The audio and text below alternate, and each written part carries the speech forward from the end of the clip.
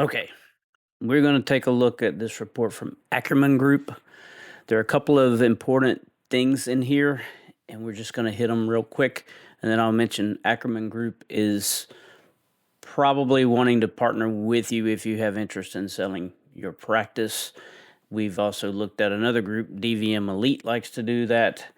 I have talked to a number of folks in that world that buy practices, and across the board, none of them think that if you're in a good position that that does anything to help you as far as your overall what you're going to get out of the deal. First points, 4 points right here in the executive summary is that right now purchase price multiples are trending up a bit. EBITDA multiples are somewhere between 8 and 15, which in the heyday of 2021, we were hearing multiples upwards near 20. They are unlikely to come back to that level. Probably going to be settling in around this number here. But if you look, there's a 2x range in there.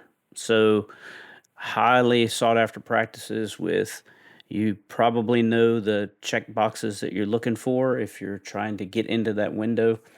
There is a high suspicion that there have been a number of individuals on the sidelines, and that the merger being a first evidence of recap stability, recaps are likely to start to happen, is that there may have been or expected that there was a number of individuals sitting on the sidelines waiting to sell, and then as they are getting older and older, that window of time where the gap was there and no purchases were really occurring, or the EBITDA multiples were down pretty low if you wanted to get in. There is a likelihood that with these trends and this kind of a breakthrough with that merger, that there may be a push. There's some other things that may feed into that momentum that are also in here. So that completion happened in early mid-December, and it's a harbinger most likely of more recaps to come. Interest rates were lowered for the third time, and that has done what you would look at here. Get this to roll forward. Is now you have seen over the last 5 months that we have a area where the inflation rates have kind of stabilized here. They're still not down to the 2% where the Fed wants them, but then recently we have had Fed rate declines. So the likelihood is that any further reduction of Fed rates will come at a much slower pace now. That's pretty well taken a good bite, and it sets things up. Also, if you believe in the winds of the economy that are poised to at least give some momentum to those in the business world, that this is a push for positive policies with unlikely to increase taxes. They will likely stay where they are or even have some cuts. Those are the positive sides. There are some big question marks if you go into changing a lot of things quickly, which when Trump brings in Elon Musk and some of these guys, if they want to start doing lots of things quickly, that can have a potential negative rebound effect when you start changing stuff too fast.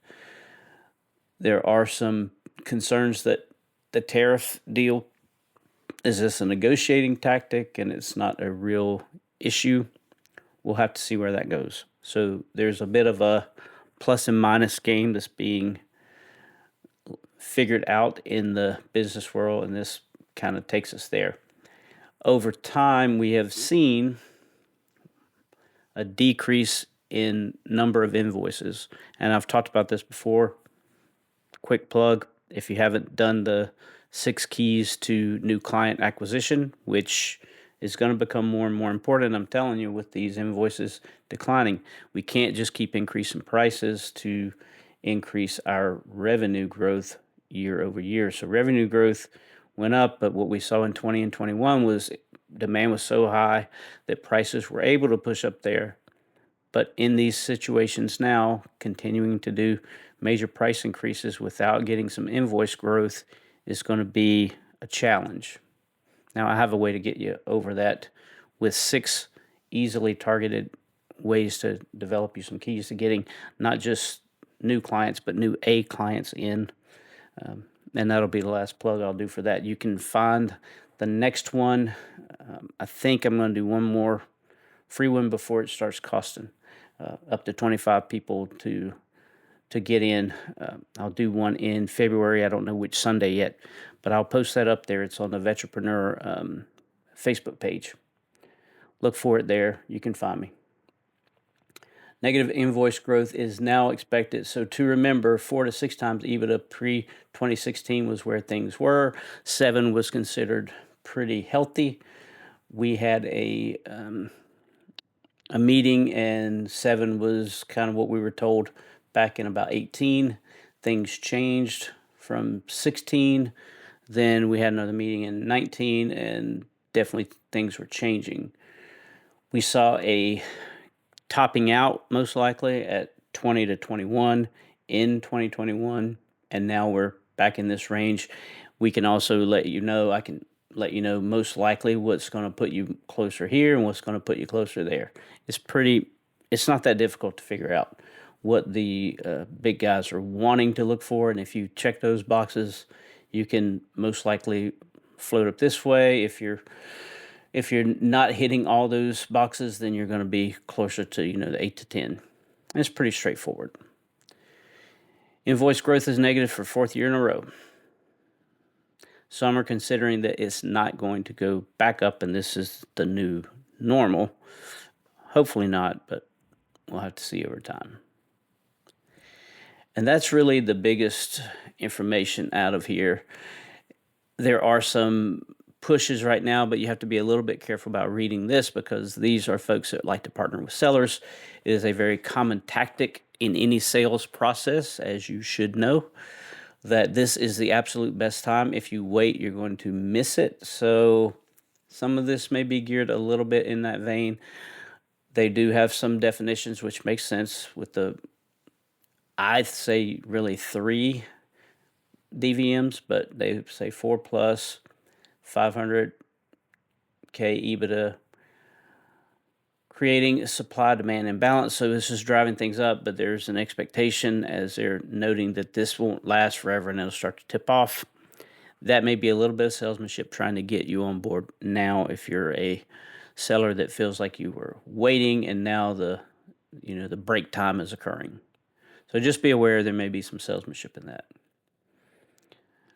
The dormant recap, it had just been laying around and now it's starting to show signs of life. That's just a little bit more information there.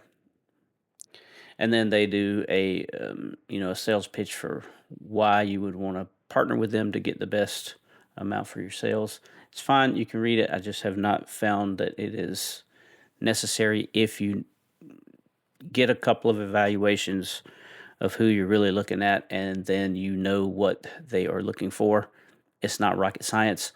Don't get bound in with 10 other groups to get a good, or 10 other owners to get a better rate.